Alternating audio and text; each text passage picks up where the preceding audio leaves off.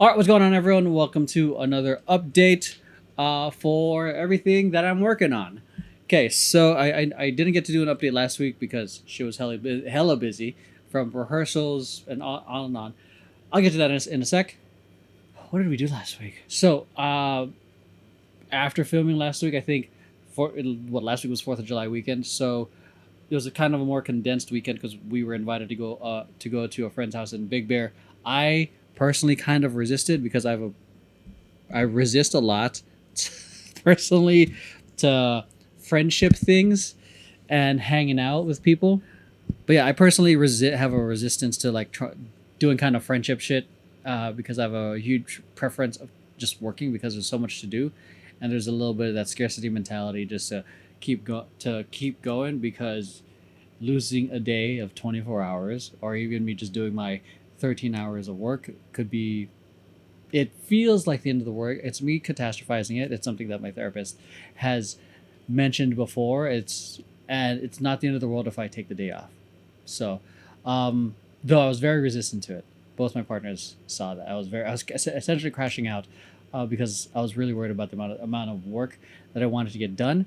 But and a lot of it was because it we had a lot of filming that week. We had 14 hours of filming with for the reactions, and we had a client filming that week as well. So I was organizing it and putting it all together. It took way longer than expected, and I was behind schedule that I had in my mind. Yeah, 4th of July weekend, went up to the Big Bear, hung out with friends for Temper Tantrum, and it was a good time. The world didn't end. I was able to regain my sanity, hang out in nature, survive the heat in Big Bear because there's a part of the hike that we went on was, even though it was still up in the mountains, you're essentially like reaching a part of the desert, which is kind of cool. And it was nice. It was grounding. It was essentially what I needed personally. It wasn't what I wanted, but it was something I mentally needed. And it was great. It was got to do hiking, got to do some dancing, did a movie marathon watching K-pop Demon Hunter, Prince of Egypt, and A Bug's Life. So we essentially kept watching movies until we knocked out. We only stayed up there for July 4th because July 5th, Max, this is essentially kind of a mixture of Vision Paradox work with Ochacha. So a lot of the companies essentially, because essentially, since Vision Paradox is essentially the marketing machine for all the different companies, Max had to come back by July 5th to film Ochacha, do some ghosting at Anime Expo. So essentially, what is the context of that? You want to talk about that here? Okay, so I wasn't there to film that, so here Hi. comes Max to give the update on that. Here So comes me. So, okay, I was there.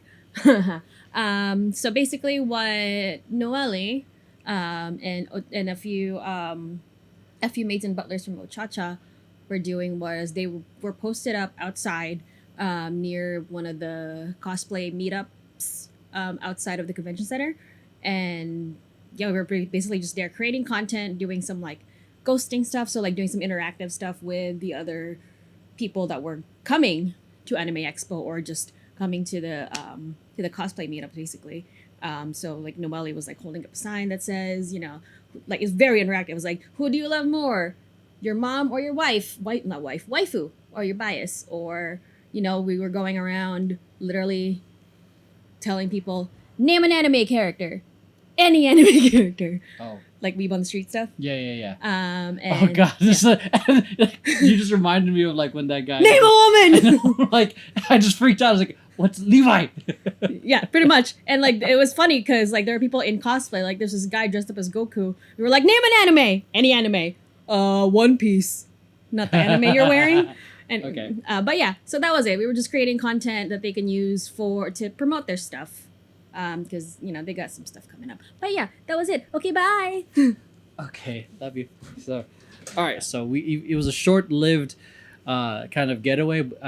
Then right after that, getting back to the grind, they essentially did 8 hours of filming in outside the convention center. While Max was doing that, I was handling a lot of the post-production stuff in terms of promoting Temper Tantrum's upcoming auditions. Okay, so I just threw a handful of things at you already. So let's start off with Temper Tantrum because it's what I have here in my laptop. So as I was saying, we're having auditions on July 27th. The doors open at 6 o'clock.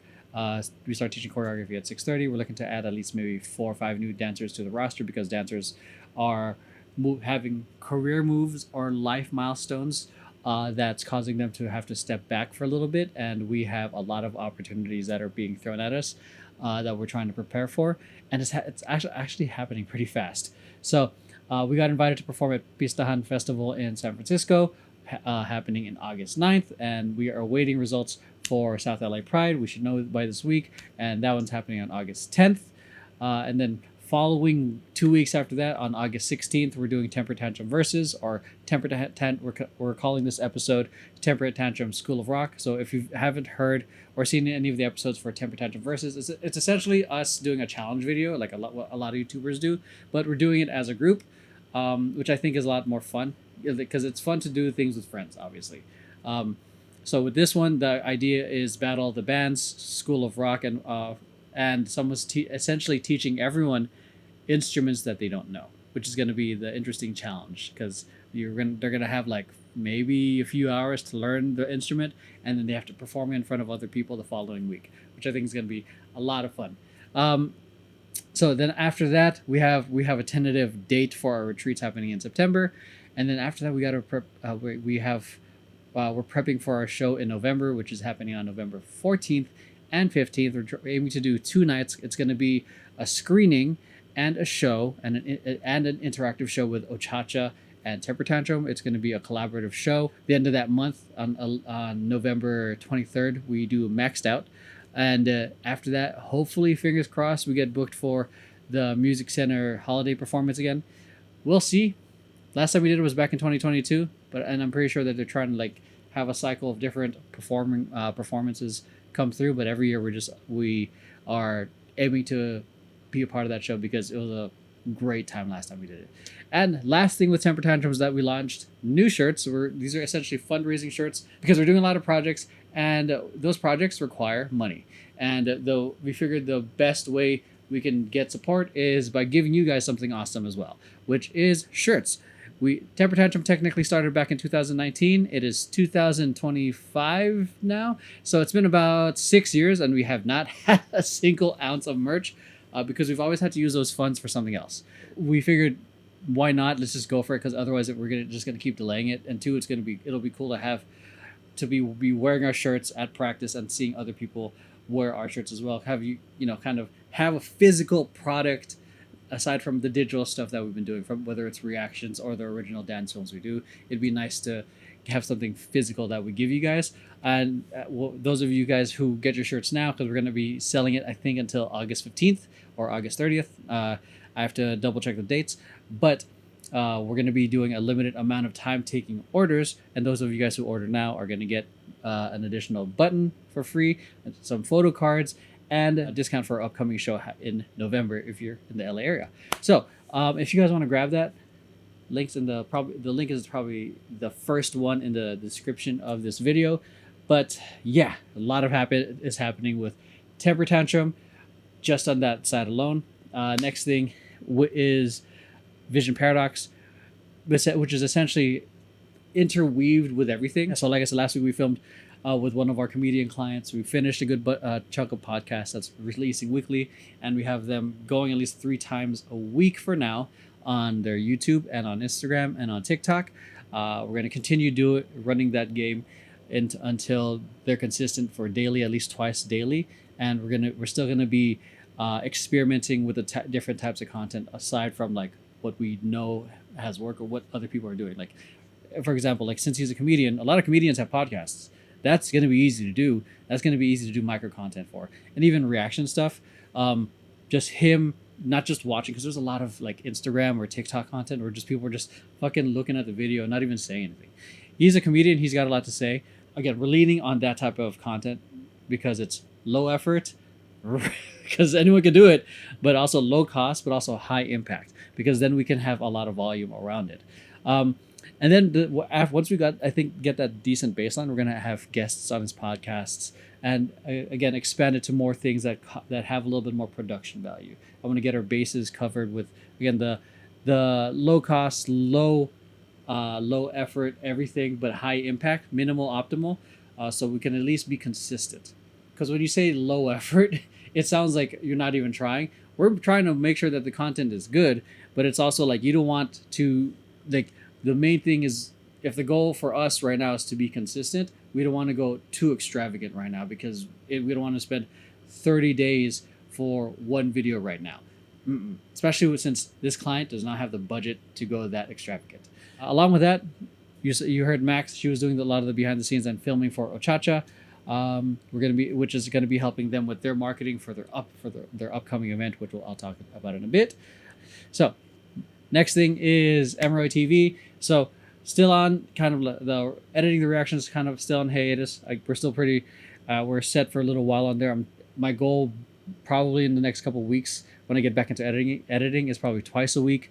Trying to catch up on more of the backlog stuff. But this week, because I've been working on so much client stuff, Vision Paradox stuff, Tepertacha, Ochacha stuff, I'm going to be focusing on just something personal for me this week, which is the vlogs, which is honestly the main reason I started doing YouTube to begin with, is because I like documenting. Ever since I got my first handycam when I was a kid back in 2003, I always loved recording and documenting what me and my friends were doing, making skate videos, or even when I got into dancing in high school, filming that. So I want to do a little bit more of that. One of the reasons the reasons I got into editing, got into filming, is to document the things that I guess interest me, and that's essentially the experiences that I get to do, that I get to experience with friends, because for me, it's the way I see it is it's a way of cheating time, because a lot of our memories are essentially just an interpretation of what we think happens. And once I'm 80, 70, 60, or whenever, I want to be able to look back at these videos and be surprised at what happened. That's honestly one of the things that my son likes to do with me, is that he likes to watch the vlogs that I've made, specifically the ones that he's in, because we get to talk about it a little bit more, and that's essentially like an album, like if those of you guys who are old enough to have photo albums to just go through these old pictures and kind of reminisce, or if you guys have a whole bunch of photos in your own like library in your phone, and you're just scrolling and you see some old photos from, like, I don't know, 5 years ago, and you get that little bit of surprise and delight of, like, oh yeah, I've read about that. That's one of the reasons, like, that moment, that reaction is exactly why I vlog, why I like documenting and filming it. The difference is I want to create almost a documentary narrative around it. But the thing is, I've been so backlogged. I have a new different format of how I'm editing this vlog, because a lot of vlogs are like current events of what the person's doing. I'm going to be essentially doing a narrative of what my life was like 5 years ago, 6 years ago, and kind of sharing the different lessons. It's essentially an opportunity for me to look back at a moment and share some insight on it. So, so gonna be working on vlogs this week. In regards to Emeroy the dancer, not Emeroy TV, I got to perform at Paramount this past Friday for a corporate event. I think it was called Flight Fest, and it was one hell of an event. It was for, I think, a travel agency, but there was also like some influencers there, and I got to do this performance with Scarlet Entertainment, which is a new dance entertainment company that I got booked to work with. What I really liked about this event and working with that entertainment company was the fast turnaround. It was also very, very demanding, which is honestly what I expect and what I really like, because we only had one rehearsal to learn a 4-minute routine and a 2-minute and 11-minute routine. So we had to learn it, get it down in one day, perform it the following day. And we had essentially from 9 to 5 to get it done. And one of the things that I loved about it was working with people that just got it quickly. We were essentially done with everything by 3:30, 3:45. We had to the point where we had a little bit of extra time to clean up the routines, which in this case was a luxury, because most of the time, if you're like in a competitive crew, you learn and then you clean. A lot of professional environments, you get 1 or 2 rehearsals max and then you perform. Or if you have the one rehearsal, you better have it down that one rehearsal, and then you better keep it for the following day. And prior to that, I also auditioned for to actually be part of the roster for Scarlet Entertainment. That process was probably one of the best processes for the auditions I've ever been to. It felt seamless. It felt welcoming, and it the pressure or the vibe I got just that felt different from like the different auditions that I've been to. It could be because I was relaxed. It could be because I didn't have any expectations, but it was most of the time I go to these auditions with zero expectations. More so, I just want to fucking do the best I can. And one of the things that was definitely surprising for that audition was because I applied to be like a hip hop dancer, a breaker, but what definitely surprised me from that audition was the choreography was super femme jazz funk, definitely out of my comfort zone, and it was definitely a stretch for me because I had to like really push my hips, do some grooves that were definitely out of my usual vocabulary, but I pushed through. I still felt pretty good about it. And also, fortunately, there was an opportunity for me to do some freestyling. And just based off the reactions, the panel seemed to like what I threw down. So, fingers crossed on that. And it's also great that I already got to work with them on a gig prior to actually, potentially making it to the entertainment company. Just to clarify, they actually booked me for that Paramount gig prior to me auditioning for the actual entertainment company. So fingers crossed that experience working together at Paramount, it gives me a nice little brownie points to actually be part of the entertainment company, because like I'm taking notes in how some of the rehearsals were ran, how they ran their auditions, how they're doing their call sheets, how they're communicating with their dancers. It's pretty great. So fingers crossed I get to work with them more in the future. So last but not least is Ochacha. Max already shared with you the ghosting that they did at Anime Expo. This past Sunday we had their general meeting. Some of the members from Temper Tantrum leadership were there to talk to them, essentially to explain to them what the involvement of Temper Tantrum is with Ochacha. And though we are the parent company, we are not flush with cash compared to what the original company they're working with was, but we are essentially loaning assets from our company to help build them up. So we were also trying to get them on the same page of expectations. Also, we were actually trying to get them. We were aiming to be transparent on expectations, our involvement, and the what to expect moving forward working with each other. So that way we minimize the amount of surprises. Sometimes the surprises meaning like any potential fees that they may have to pay that they're not used to, because they worked with the previous company that they worked with kind of took care of that. What they did before is only an aspect of what we're trying to do, and what we're trying to do now is that plus more. The more being Ochacha doing their own pop-ups and events, so they're not just dependent on cons. So speaking of their own events, Ochacha is having their first event, a pop-up event at Bly. It's called Ochacha Summer Nights. They're doing for 2 weekends on August 3rd and August 10th. The shows are between 9 and 11:30. There's 2 shows. There's the maid day show and night show, and then there's the butler day show and night show. From what I heard in earlier today, the butler show I think is halfway sold out already, right? So and then which is great because that's like 3 weeks away. The goal is for this pop up to be sold out, because then this is great proof of concept for the cafe pop-ups, and it's not just locked into one location. It can create scarcity. It can create great collaborations and new customers for that restaurant, so that way they can pitch it to other restaurants or festivals or event spaces for them to be able to put their show and get customers as well. That's pretty exciting considering how new the company is. 3 weeks after the formation of the company, they already had a show, and then 3 weeks after that show, They already have their own pop up, and it's looking good right now. Fingers crossed, it does sell out. Putting it out there. So this is the first one. I'm personally not looking for them to make a whole lot of revenue right off the bat, or at least just break even. Just again, we want to have proof of concept. We want to be able to film and document this, and then use this as part of the pitches for all the other events. But things are looking good right now.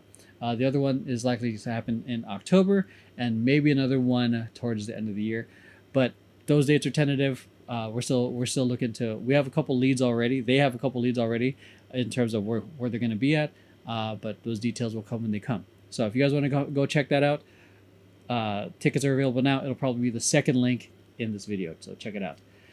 Okay, so lesson of the week, because I know I usually do the lessons per thing that happened, but I'm going to be filming a lot of stuff right after this. So lesson of the week is, oh man, the thing that's coming up right now, the lesson of the week is, it's something around the thought of like doing what is required and doing what is hard, because no one's going to be there. You know, the whole thing of the extra mile, putting in the work and all this stuff. And that goes into like,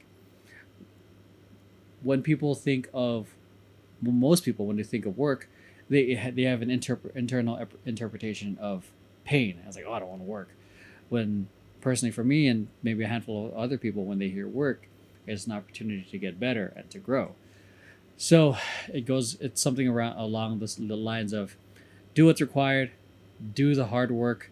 Obviously, if you're an optimizer, optimize, but I would say you do the hard work first before you optimize, because then you know what you can cut out and what you can keep. And there's really no shortcuts if you have nothing. If you are at level 1 and you don't have privilege, if you didn't spawn from privilege, then you're at 0, you cannot skip the hard work. You pick up the stick and start slaying away and grinding and leveling up and building what you can. And eventually, through time, you can build your own whatever it is that is, whether it's the body you want, relationship you want, the business you want, the life you want. It sounds really, really, really, really preachy right now, but that's what's coming up for me, because I'm doing a lot, but I'm honestly not at a point where I can outsource the things like editing right now, or even filming. You either have time or money, and if you don't have money, you got to pay with time. And if you don't have time and you got money, just pay with that. And I don't have a whole lot of money, to be honest, so I'm paying the cost of building these businesses through time, and I'm going to keep paying with it until they do well. And which is one of the reasons. And the thing is, like, I enjoy it. When I think of doing the work, it is the game. The way I see it is just like an RPG. It's part of the grind, and I level up every single day, whether it's an inch or a mile.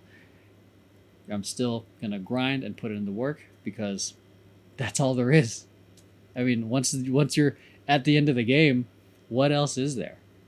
So, and then once you realize that the whole point of the game was just to enjoy the journey.